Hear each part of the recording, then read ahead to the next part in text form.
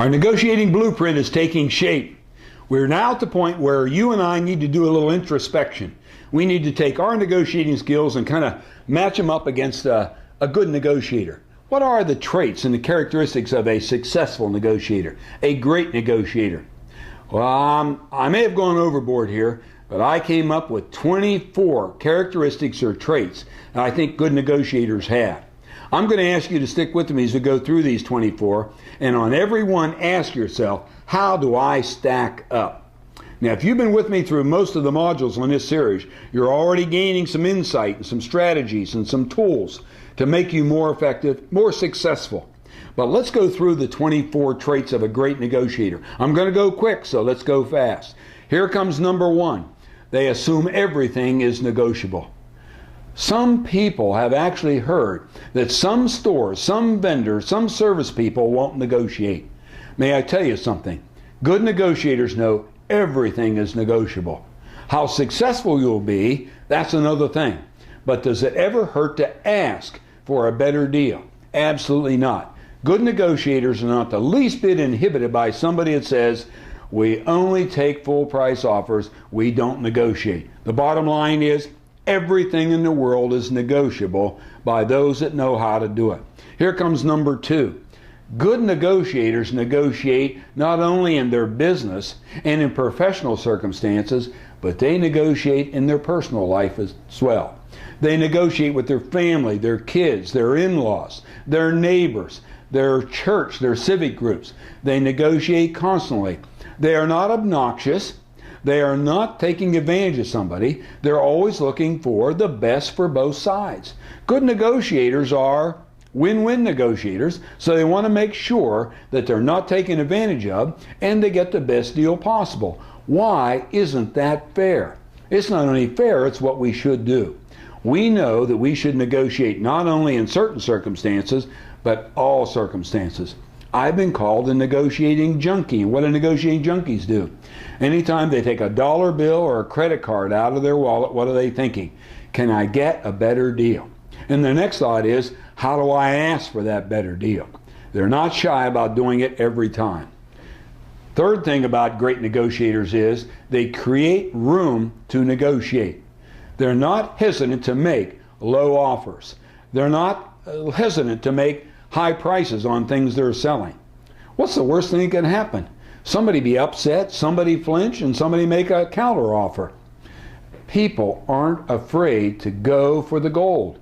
They'll go for that low price as a buyer, high price as a seller. They're just prone to do that all the time. Here's number 4. They never accept the first offer. They just have a rule. Whatever the first offer is that somebody gives me, they always know that other side has a hidden agenda and they'll probably be able to better it. If it's a buyer, they'll expect them to come up. If it's a seller, they expect them to come down. They never accept the first offer. And let me add a corollary to this. They also, whenever possible, don't make the first offer. That's what good and successful negotiators do. Here comes number 5. They flinch. Why do they flinch? They want to put the other people off guard. They want to create uncertainty in their opponent as to how they are receiving that proposal. You don't want an opponent in negotiation to get momentum. You want them always to feel a little bit off, and a flinch or a grimace or a kind of a moving back always sends the right message. They always flinch. When it comes to concession, here comes number 6. Great negotiators always limit their concessions, especially early on, if not all the way through, to very no value or low value concessions. Give away things that have very little value to you. You know what that means? In your initial proposal, you need to ask for a lot more than you really want. So you could give away some of those things that aren't important to you. The other side loves it when you start making concessions. Okay, let's forget about you guaranteeing that used car for a year. You weren't going to get that anyhow, and it wasn't of great value to you. So you waive it, all of a sudden, the other side's back in the game. They're starting making concessions that really mean something to you. So when you give concessions, make sure they're of no value or very low value. That's what makes it work. Here's number 7. They know the one who sets deadlines can change deadlines. When somebody says, I have to have an answer by Friday, the sale ends Tuesday, I got to have it by midnight, or I need your paperwork by Saturday, do you realize all of those are deadlines? Now, you may want to meet the deadline. Maybe it's not an issue here. But do you understand whoever made the deadline can extend the deadline? Oh, by the way, I'm only going to hold this price until noon on Saturday. Well, what do you come back with? Well, I don't know if I can make a decision by Saturday. There's that flinch. And then you say, well, I'll do my best to have it by Saturday, but it might be a little bit later on. Do you suspect when you get back on Saturday afternoon, the person who set the deadline, out of courtesy to you, would probably extend it? If they're still motivated for the deal, you know for a fact they will. Here's number 8. They know, great negotiators know, that competition always impacts the other party. And here's the deal. Competition doesn't even have to be real. If you simply say, I have been shopping for this item, I notice you sell it too. Did you just say you've been shopping for it? Isn't there the hint of competition? Now, did you really have to say, I went to this store or online for this? No. The hint of competition makes it work, whether there's really any competition or not. You know what might be true? You don't even want it from the other guy. You don't want their product, or their service isn't any good. But the fact that you mention them adds pressure to your opponent to give you a concession, a better deal. Or, even if they don't, you know they'll give you the best deal possible. Here's number 9. Great negotiators know that they can invoke limited authority whenever they want. And that is, when it gets down to decision time, you can always say, you know, this is starting to sound pretty good to me, but I better run this by, and remember that blank, my spouse, my doctor, my accountant, my attorney, friend. I got a friend who sells these. You can always use limited authority to slow down the negotiations and have your opponent kind of hanging on the tips of their toes thinking, oh boy, we almost had it. That's going to cause them potentially to make one last concession that can really make a big difference in this transaction. Here's another thing that great negotiators do. Successful negotiators are prone to answer questions with question. Well, how long have you been looking for something like this?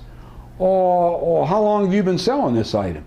Notice you didn't answer their question. Don't feel compelled to answer every question. Well, how much are you willing to pay for a new car? Well, I'm going to kind of keep that to myself. What's the best deal you got going right now? You notice you have parried their question and asked one of your own. Don't feel compelled in a negotiation to answer every question. Certain questions don't demand an answer. You can say something as simple as, I'm not comfortable sharing that right now. Doesn't everybody have a hidden agenda? You're allowed to keep your agenda as hidden as you want it to be. Don't let people pry it out of you. What kind of monthly payment are you looking for? You know what the truth is? It's none of their business. Right now, we want to hear the best deal from you. We don't want you prying from us what we're able to afford. Because they're going to put us into something that's probably over our head, and they're going to cost us more per month than it should. So we want to answer questions with question. We said it a number of times, avoid one-issue negotiations.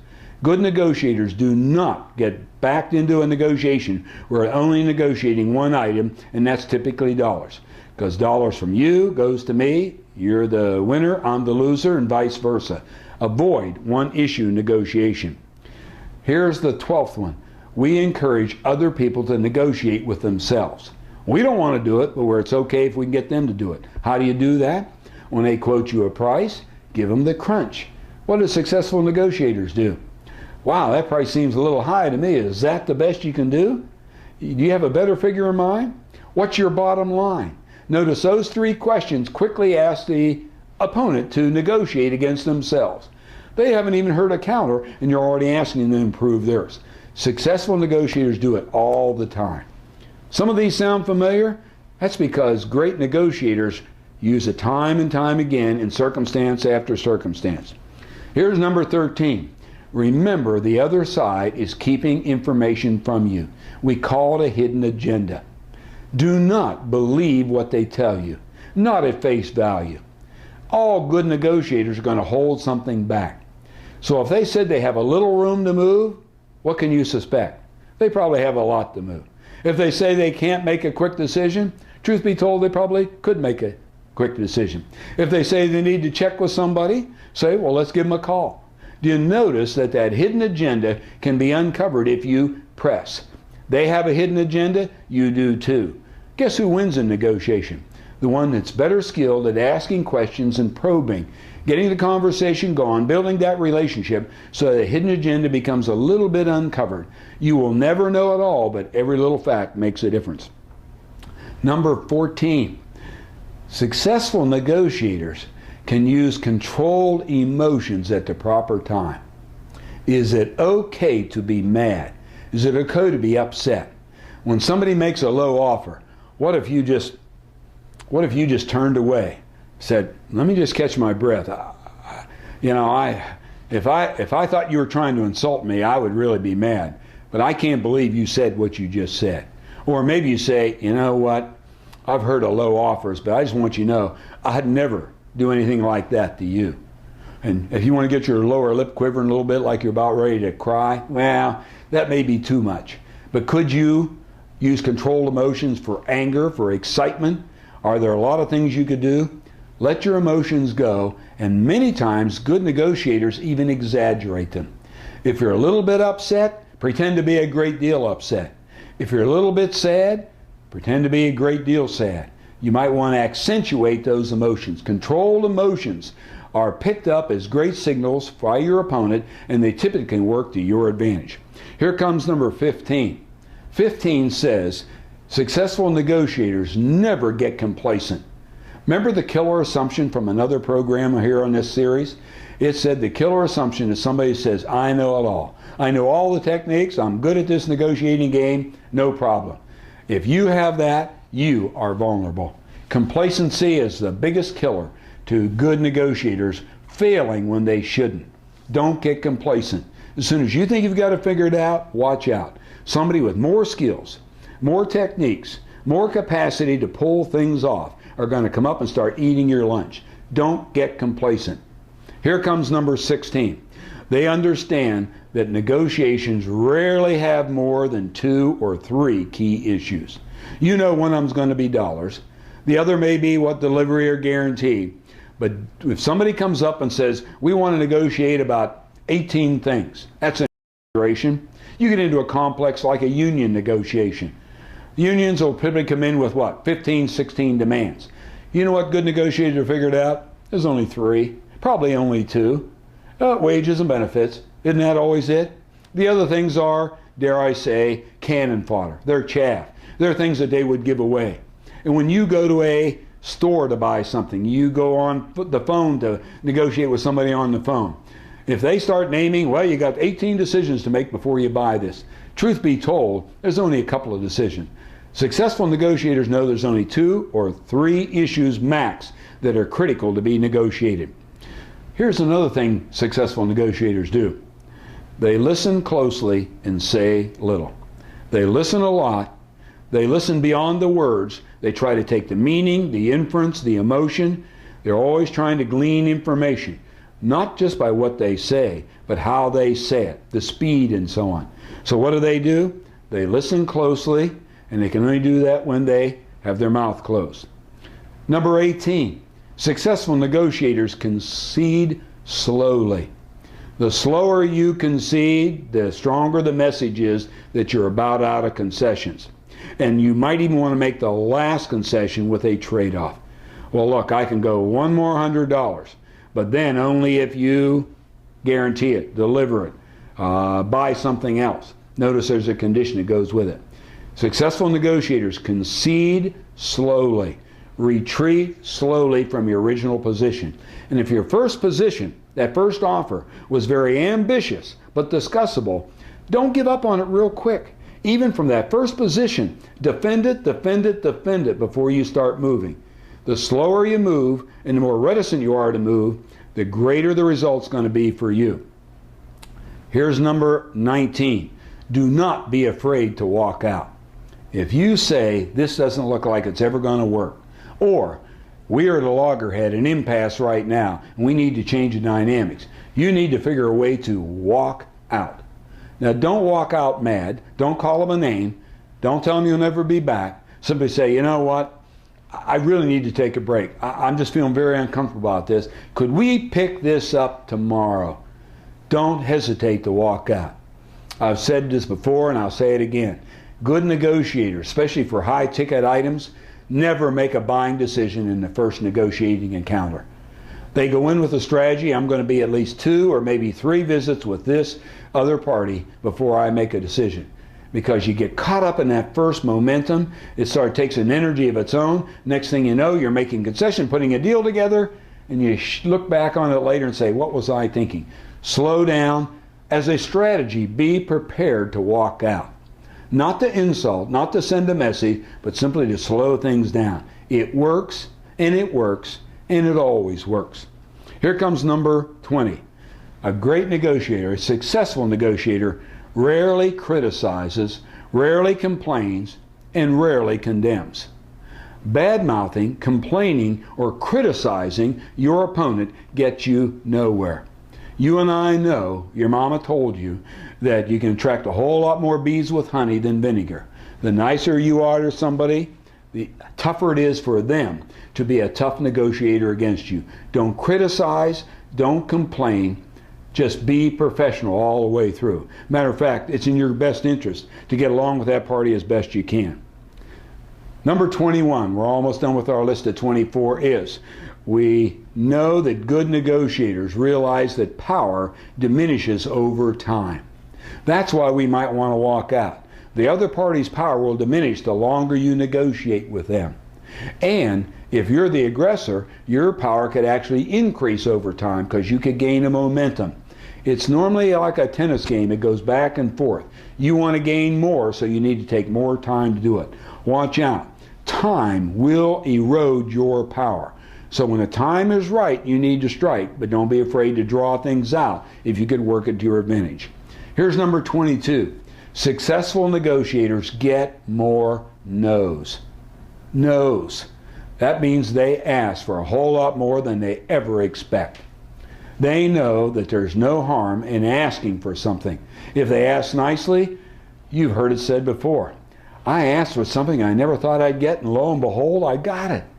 Well, you never get anything you don't ask for. There's a rule we could all live by, and we've heard that our whole life. But somehow, when we get into negotiations, we seem to abandon that.